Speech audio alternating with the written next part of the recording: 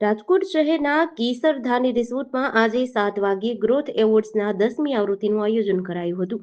આ કાર્યક્રમ અંતર્ગત 30થી વધારે કંપનીઓ અને સમાજમાં પોતાની શ્રેષ્ઠ કામગીરી કરનારનું નામાંકન કરવામાં આવ્યું હતું. આ કાર્યક્રમમાં બોલિવૂડના દિગ્ગજ એક્ટર અને ધુરંધર ફેમ રાકેશ બેદી મુખ્ય અતિથિ ઉપસ્થિત રહ્યા હતા. તેમની સાથે દર્શના બારોટ, મયુર ચૌહાણ, સંદીપ સોની, દર્પણ કેવડિયા જેવા વિશેષ અતિથિઓ ઉપસ્થિત રહ્યા હતા. સમાજમાં નિસ્વાર્થ બની લોકો માટે વિશિષ્ટ સેવા પ્રદાન કરતા અને અનેક વિવિધ ક્ષેત્રમાં કાર્યરત લોકો, ઉદ્યોગ સાહસિકો, મોડેલ, પત્રકારો, સેવાકીય સંસ્થાઓ, ઉત્પાદકો, ઇન્ફ્લુએન્સર્સ અને અન્ય લોકોને તેમની પ્રતિભા અને કાર્ય માટે સન્માનિત કરાયા હતા.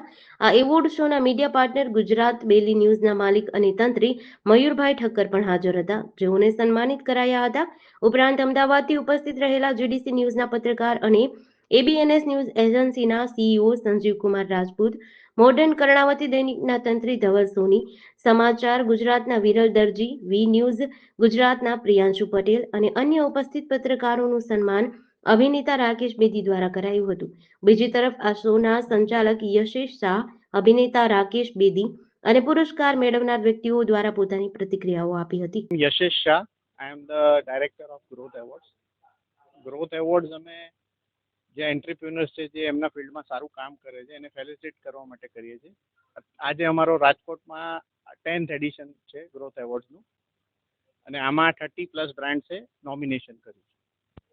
નોમિનેશનની વાત કરું તો અમારી જોડે ફૂડ, એજ્યુકેશન, પછી હેલ્થ, પછી આઈટી એવી ઘણી બધી કેટેગરીઝમાં નોમિનેશન છે. ઇવન સર્વિસ ઇન્ડસ્ટ્રીની વાત કરું તો એસ્ટ્રોલોજી સર્વિસીસ, પછી પેટ કેર સર્વિસીસ, પછી અમુક ટ્રસ્ટ છે, અમુક એક્ટર્સ છે, મોડલ્સ છે અપકમિંગ, એ બધાએ નોમિનેશન કર્યું છે.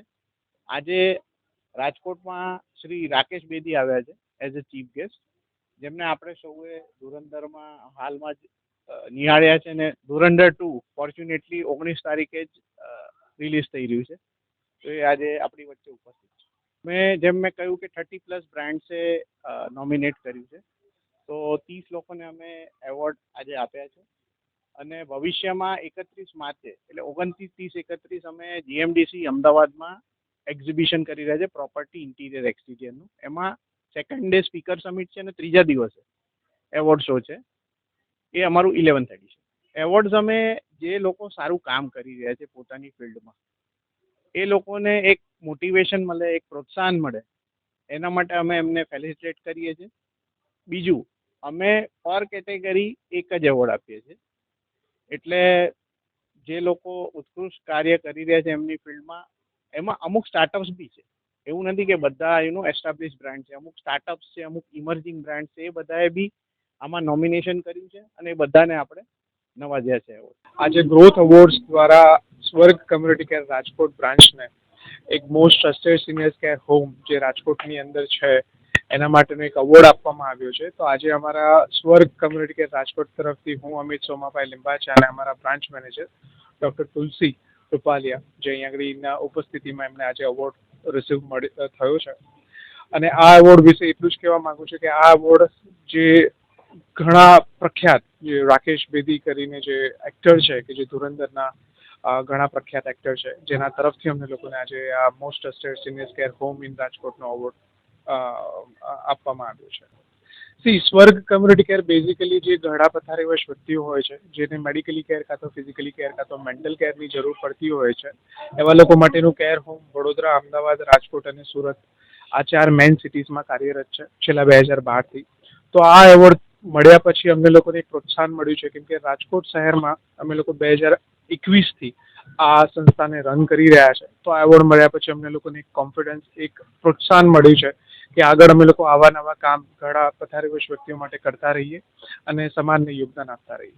આજે જે એવોર્ડ મળ્યો છે એમાં સૌથી પહેલા તો હું મારો પરિચય આપતા, હું સોનલ ડાંગરિયા, કે જેની શરૂઆત મેં સમાજ સેવા કેન્દ્રથી કરી અને તમામ સોશિયલ કામો મેં કર્યા છે ઓલ ઓવર ગુજરાતમાં, કે ખરેખર ક્યાં જરૂરિયાત છે, જ્યાં બી જરૂરિયાત હોય છે ત્યાં પહોંચવાનું કામ કરેલું છે.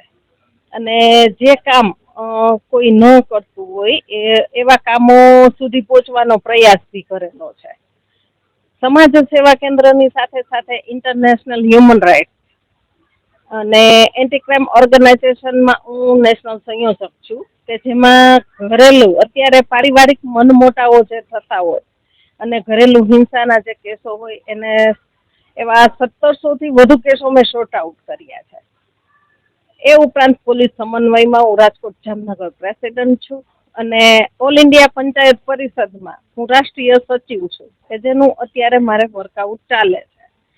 આવા બધા જ કાર્યો સાથે સંકળાયેલ છું અને ઓલ ઓવર ગુજરાતની સાથે સાથે દિલ્હી સુધી મારા કામો ચાલતા હોય છે અને મારો હર હંમેશા પ્રયાસ એવો હોય છે કે લોકો સુધી પહોંચું અને લોકોને જ્યાં બી જરૂરિયાત છે ત્યાં હું મારા થકી જેટલો બી પ્રયાસ બનતો હોય તેટલો પ્રયાસ કરતી હોઉં છું. સમાજ સેવાના કાર્યો કોરોના દરમિયાન ખૂબ કરેલા છે. લોકો સુધી પહોંચી છું. ઘણા બધા લોકોને સપોર્ટ બી કરેલો છે. એટલે જ્યાં બી લોકો અટકે છે જાણે કે પોલીસ સમન્વયથી લઈ પોલીસ ખાતાથી લઈ અને સેવાકીય કાર્યમાં અનેક એવા વૃદ્ધાશ્રમોથી માંડી અને જ્યાં બી લોકો અટકે છે ત્યાં મને કોલ આવે છે. પછી નાના બાળકો હોય, હોસ્પિટલનું કામ હોય કે ઘરેલું હિંસાના કેસ હોય ત્યાં હું શોર્ટ આઉટ કરું છું અને મારો પૂરતો પ્રયાસ હોય છે ત્યાં પહોંચવાનો કે મારા થકી જેટલી બી જરૂરિયાત પડે એ હું પૂરી કરી શકું. જેડીસી ન્યૂઝ સાથે મૌલિક જણકાર સાથે દર્શન પ્રજાપતિ, રાજકોટ.